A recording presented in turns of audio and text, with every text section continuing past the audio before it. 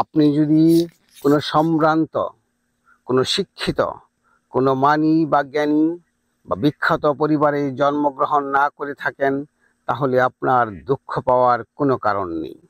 কারণ যাদের ঘরে জন্মগ্রহণ করেছেন তারা শুধু উপলক্ষ মাত্র। আপনার প্রকৃত পিতামাতা হলো এই প্রকৃত প্যারেন্টস হলো খামিসামা।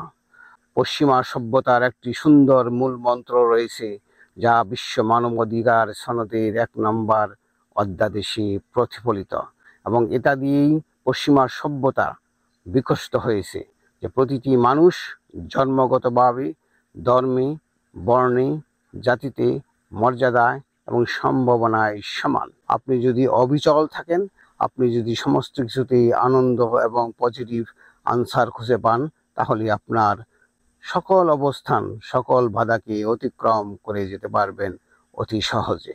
টাকা থাকলে বা সম্পদ থাকলেই যে মানুষ ভালো হয়ে যায় বা মানুষের জীবন সুখময় হয়ে যায়, সেটা সঠিক নয়। আপনি যদি ইতিহাস দেখেন, যারা নিজেদেরকে যুক্ত করেছে তারা শুধু বংশ পরিচয় নয়, নিজের পরিচয়কেও ইতিহাসে জায়গা করে নিয়েছে, সঙ্গে জায়গা করে নিয়েছে তার পিতামাতাকেও।